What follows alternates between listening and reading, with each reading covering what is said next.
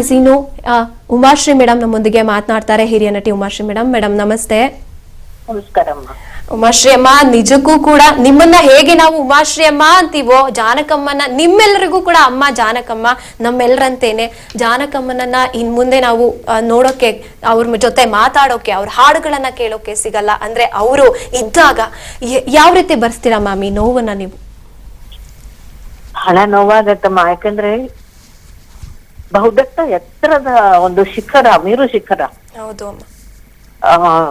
ಸಂಗೀತ ಲೋಕದಲ್ಲಿ ಅವರಂತಹ ಒಂದು ಧ್ವನಿಯನ್ನ ನಾವು ಕೇಳಲಿಕ್ಕೆ ಸಿಗೋದೇ ಸಾಧ್ಯ ಇಲ್ಲ. ಹೌದು. ಮತ್ತೆ ಅವರು ಎಷ್ಟು ಸಾವಿರಾರು ಹಾಡುಗಳನ್ನ ಹಾಡ್ಬಿಟ್ಟಿದ್ದಾರೆ. ತೆಲುಗು, ತಮಿಳು, ಮಲಯಾಳಂ, ಹಿಂದಿ, ಎಲ್ಲಾ ಭಾಷೆಗಳಲ್ಲೂ ಹಾಡಿದ್ದಾರೆ. ಸಣ್ಣ ಮಗು ಇರ್ಬಹುದು, ದೊಡ್ಡ ಕ್ಯಾರೆಕ್ಟರ್ಸ್ ಇರ್ಬೋದು, ಭಾವನಾತ್ಮಕವಾದ ಹಾಡಿರ್ಬೋದು, ಅಥವಾ ತುಂಬಾ ಚೆಲ್ಲಾದ ತುಂಟಾಟದ ಹಾಡು, ಎಷ್ಟು ಚಂದ ಭಾವಗಳನ್ನ ಕೊಡ್ತಾರೆ.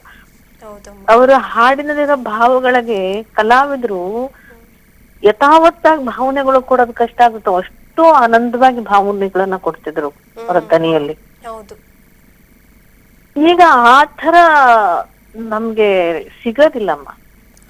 ಆ ತಾಯಿ ಕೊನೆಯ ದಿನಗಳಲ್ಲಿ ಪಾಪ ಬಹಳ ನೋವು ಪಟ್ಟಿದ್ದಾರೆ ಅಂತ ಕೇಳ್ಪಟ್ಟಿದೀನಿ. ಮಗ ಇಲ್ಲ, ಮತ್ತೆ ಒಬ್ರೇ, ಮತ್ತೆ ಮರವಿನ ಕಾರಣಗಳು, ಮತ್ತೆ ಅವ್ರನ್ನ ನೋಡ್ಕೊಳ್ಳೋರಿಲ್ಲ, ಹೀಗೇನೇನು ಅಭಿಮಾನಿಯರೊಬ್ರು ನೋಡ್ಕೊತಿದ್ರು. ಈ ತರದ್ದೆಲ್ಲ ಕೇಳಿದಾಗ ಏನಪ್ಪಾ, ನಾವು ಎಷ್ಟು ವರ್ಷ ಬದುಕಿದ್ರೇನು, ಯಾರೆಲ್ಲ ನಮ್ ಜೊತೆ ಹುಟ್ಟಿದ್ರೇನು, ನಾವ್ ಯಾರನ್ನೆಲ್ಲ ಹಡದ್ರೇನು, ಕೊನೆಗೆ ಯಾರಿಗೆ ಯಾರುಂಟು ಎರಬೇನು ಸಂಸಾರ ಇದೆ. ಯಾಕೀಗ ಎಷ್ಟೆಲ್ಲಾ ಸಾಧನೆ ಮಾಡದಂತ ತಾಯಂದ್ರಿಗೆ ಕೊನೆ ಕಾಲ ಯಾಕೆ ಪರಮಾತ್ಮ ಯಾರಿಗೂ ಈ ರೀತಿ ನೋವು ಕೊಡದೇ ಇರಪ್ಪ ಅಂತ ಪ್ರಾರ್ಥನೆ ಮಾಡ್ಬೇಕು ಅಷ್ಟೇನೆ. ಅತ್ಯದ್ಭುತವಾದಂತಹ ಭಾರತದ ಬಹುದೊಡ್ಡ ಗಾಯಕಿ, ಮೇರು ಗಾಯಕಿ ಅಮ್ಮ. ಅದರಲ್ಲೂ ನಮ್ಮ ದಕ್ಷಿಣ ಭಾರತದಲ್ಲಿ ಅತ್ಯಂತ ಯಶಸ್ವಿ ಮತ್ತು ಹೆಸರುವಾಸಿ ಆ ತಾಯಿ ಬಗ್ಗೆ ಮಾತಾಡ್ಲಿಕ್ಕೆ ಪದಗಳು ಸಿಗ್ತಾ ಇಲ್ಲ ನಮ್ಗೆ. ಬೇಸರ ಆಗತ್ತಮ್ಮ, ನೋವಾಗತ್ತೆ ಕಳ್ಕೊಂಡ್ವಲ್ಲ ಅಂತ ಹೇಳಿ. ವಿಶೇಷವಾಗಿ ನಾನು ಮಂತ್ರಿ ಇದ್ದಾಗ ನಾನು ಅವರಿಗೆ ಬಹುಶಃ ರಾಜ್ಯೋತ್ಸವ ಪ್ರಶಸ್ತಿ ಅಥರದೇನೋ ಕೊಟ್ಟು ನೆನಪಮ್ಮ ನನ್ಗೆ. ರೈಟ್, ಚೆಕ್ ಮಾಡ್ಬೇಕು ನಾನು.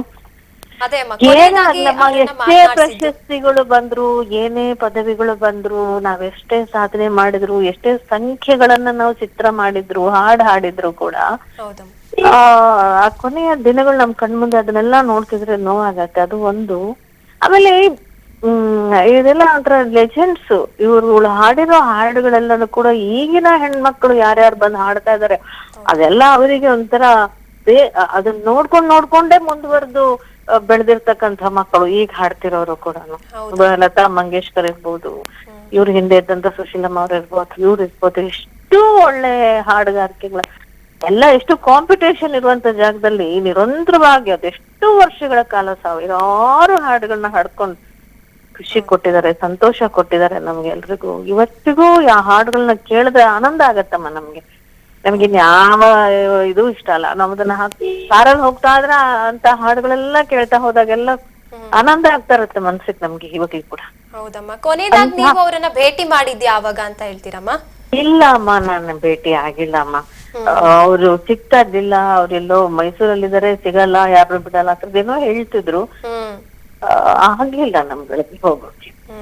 ಥ್ಯಾಂಕ್ ಯು ಉಮಾಶ್ರೀ ಅಮ್ಮ, ನಮ್ಮೊಂದಿಗೆ ಮಾತನಾಡೋದಕ್ಕಾಗಿ ಥ್ಯಾಂಕ್ ಯು. ಎಸ್, ಇದು ಉಮಾಶ್ರೀ ಅವರು ಮಾತನಾಡಿದಂಥದ್ದು. ಈಗಲೂ ಕೂಡ ಎಂಥವರಿಗೂ, ಹಿರಿಯರಿಂದ ಕಿರಿಯರವರೆಗೂ ಕೂಡ ಪ್ರತಿಯೊಬ್ಬರೂ ಕೂಡ ಇವರ ಹಾಡುಗಳನ್ನ ಕೇಳಿದ್ರೇನೆ ಸಾಕು.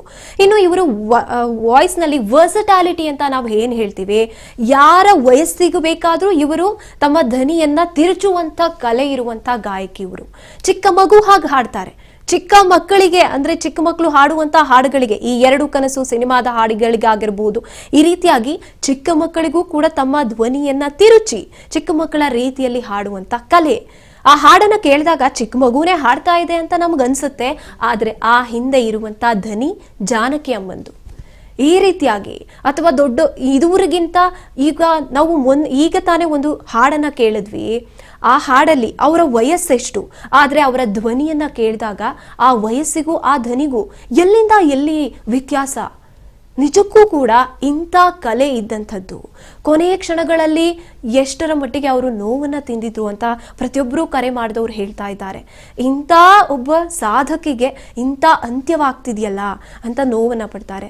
ಆದರೆ ಅಭಿಮಾನಿಗಳು ಅವರ ಪರವಾಗಿ ಅವರಿಗಾಗಿ ನಿಂತಿದ್ರು ಅನ್ನುವಂಥದ್ದು ಎಲ್ಲೋ ಒಂದು ಕಡೆ ಅವರು ಸಾಧನೆಗೆ ಸಿಕ್ಕಂಥ ಫಲ. ಅಭಿಮಾನಿಗಳಾದರೂ ಕೂಡ ನನ್ನ ಜಾನಕಿ ಅಮ್ಮ ಅವ್ರ ಕೊನೆಗಾಲದಲ್ಲಿ ನಾವು ಅವ್ರನ್ನ ನೋಡ್ಕೋತೀವಿ ಅಂತ ನಿಂತಿದ್ದಾರಲ್ಲ, ಅದು ಒಬ್ಬ ವ್ಯಕ್ತಿ ಹುಟ್ಟಿದ ಮೇಲೆ ಹೋಗುವಾಗ ಏನು ತಗೊಂಡು ಹೋದ ಅಂತ ಪ್ರಶ್ನೆ ಬಂದಾಗ ನನ್ನ ಅಭಿಮಾನಿಗಳನ್ನ ಅಂತ ಹೇಳುವಂಥ ಸಾಧನೆಯನ್ನ ಜಾನಕಿ ಅಮ್ಮ ಮಾಡಿದ್ದಾರೆ.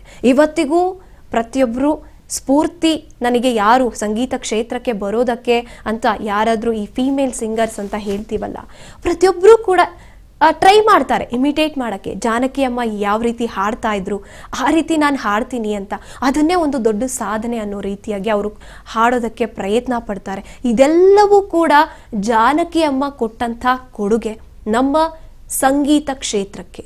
ದಕ್ಷಿಣ ಭಾರತದ ಪ್ರತಿಯೊಬ್ಬ ಸಂಗೀತಗಾರ ಯಾರ್ಯಾರಿದ್ದಾನೆ, ಇವತ್ತು ಹೊಸದಾಗಿ ಚಿಗುರುತ್ತಾ ಇರುವಂಥ ಸಂಗೀತಗಾರರು ಯಾರ್ಯಾರಿದ್ದಾರೆ, ಅವರೆಲ್ಲರಿಗೂ ಕೂಡ ಮೊದಲ ಸ್ಫೂರ್ತಿಯಾಗಿ ಹೇಗೆ SPB ಸರ್ ಇರ್ತಾರೋ ಅದೇ ರೀತಿಯಾಗಿ ಜಾನಕಿ ಅಮ್ಮ ಇರ್ತಾರೆ. ಅದಂತೂ ಸತ್ಯ ಅಂತ ಹೇಳ್ಬೋದು. ಅವರು ಎಷ್ಟೇ ವಯಸ್ಸಾಗ್ತಾ ಬಂದರೂ ಕೂಡ ಈಗ 20 ವರ್ಷಗಳಿಂದ ಅತಿಯಾಗಿ ವಯಸ್ಸಾದಂಥ ಕಾರಣಕ್ಕೆ ಅವರು ದೂರ ಉಳಿತಾರೆ. ಅಷ್ಟು ಸ್ಟ್ರೆಂತ್ ಇಲ್ಲದಿಂದಿಲ್ಲ ನನಗೆ, ಈಗ ಹೊಸ ಗಾಯಕರು ಬರ್ತಿದ್ದಾರೆ ಅವ್ರಿಗೆ ಅವಕಾಶ ಕೊಡಿ ಅಂತ ದೂರ ಸರಿದಿರ್ತಾರೆ. ಆದರೆ ಅದರ ಹಿಂದಿನ 60 ವರ್ಷಗಳ ಕಾಲ ಸಂಗೀತ ಕ್ಷೇತ್ರಕ್ಕೆ ಅವರು ಕೊಡುಗೆಯನ್ನು ನೀಡಿದ್ದಾರೆ. ಅದು ಕೊಡುಗೆ ಅನ್ನೋದಕ್ಕಿಂತ ಹೆಚ್ಚಾಗಿ ಜೀವಿಸಿದ್ದಾರೆ, ಸಂಗೀತದಲ್ಲಿ ಜೀವಿಸಿದ್ದಂಥದ್ದು. ಆ ಜೀವ ಇವತ್ತು ನಿಜಕ್ಕೂ ನಮ್ಮೊಂದಿಗಿಲ್ಲ ಅನ್ನೋದನ್ನ, ಆ ನೋವನ್ನು ತಡ್ಕೊಳ್ಳೋದಕ್ಕೆ ಎಂಥ ಸಂಗೀತಗಾರನಿಗೆ ಆಗಿರ್ಬೋದು, ಸಂಗೀತ ಕೇಳಿಸ್ಕೊಳ್ಳೋರ್ಗಾಗಿರ್ಬೋದು, ಬರ್ಸೋಕ್ಕಾಗೋಲ್ಲ.